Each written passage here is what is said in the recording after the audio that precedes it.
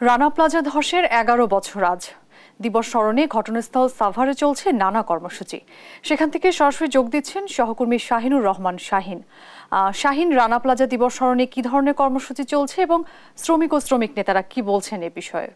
ওয়ারিন, আপনাকে ধন্যবাদ। আমি কিন্তু এই মুহূর্তে আছি সাভারের রানা প্লাজার যে প্লাজার সামনেই। আপনাকে যদি জানিয়ে রাখি যে সকাল থেকে কিন্তু বিভিন্ন শ্রমিক সংগঠনের পক্ষ থেকে আমরা দেখতে পাচ্ছি যে বিভিন্ন ব্যানারে তারা কিন্তু এখানে এসেছে এবং পুষ্প অর্পণ করেছে, যেসব নিহত শ্রমিকদের স্মরণ করেছে তারা দেখেছে। এবং আমরা কিন্তু সকাল থেকে দেখেছি বিভিন্ন আহত যে শ্রমিক আছে তারাও কিন্তু এখানে এসেছে আমরা দেখেছি।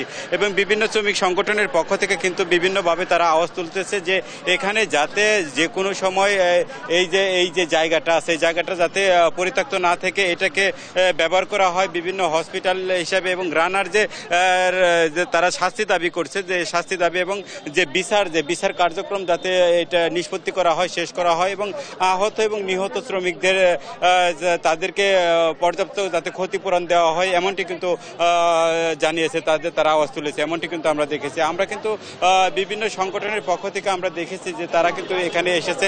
আমরা একজন শ্রমিক নেতার সাথে কথা বলার চেষ্টা করছি যে এই যে আপনারা ১১ বছর পরে আবারও আজকে দেখলাম যে শ্রমিকদের স্মরণ করছেন, কি দাবি দেওয়া আপনারা চাচ্ছেন এখন? আসলে এই রানা প্লাজার আজকে ১১ বছর হয়ে গেল। আমাদের যেটা দাবি শ্রমিক নেতা হিসাবে, যে এখানে যে খালি জায়গাটা পড়ে রয়েছে এটাকে ভবন করে দিয়ে তাদের আহত নিহত যারা আছে তাদেরকে যাদের বাসস্থানের ব্যবস্থা করে দেওয়া হয়, এটা হলো আমাদের মূল দাবি। এবং রানার ১১ বছর এখনো রানার বিচার হয় নাই। আমরা চাই রানার দ্রুত বিচার হোক, বিচার দরকার অতি দ্রুত। এবং ভবনটাকে এখানে খালি জায়গাটাকে ভরাট করে ভবন করে যারা আহত আছে নিহত আছে তাদেরকে বাসস্থানের ব্যবস্থা করে দেওয়া হোক, এটা আমাদের দাবি আর কি। আপনাদের কি ধারণা যে অনেক আহত যারা আছে তারা এখনো ক্ষতিপূরণ পায়নি বা করেনি?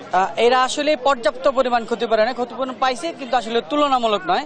তাদের আসলে আরও ক্ষতিপূরণ দরকার। তারা এখনো অসুস্থ, তারা চিকিৎসা পাচ্ছে না, তাদের উন্নত চিকিৎসা দরকার। সরকার এবং বিজিএমই যদি এরা উদ্যোগ নেয় অবশ্যই রানা প্লাজার শ্রমিকদের আসলে উন্নয়ন ঘটা সম্ভব।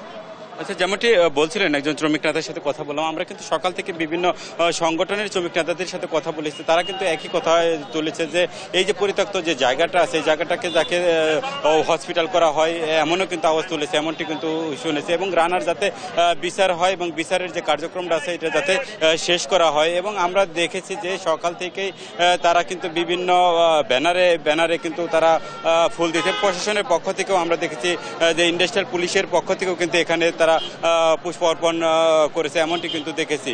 অরিন, এই ছিল সাভারের রানা প্লাজার সামনে থেকে। শাহিন, আপনাকে ধন্যবাদ। দর্শক, সাভার থেকে যুক্ত হয়েছিলেন আমাদের সহকর্মী।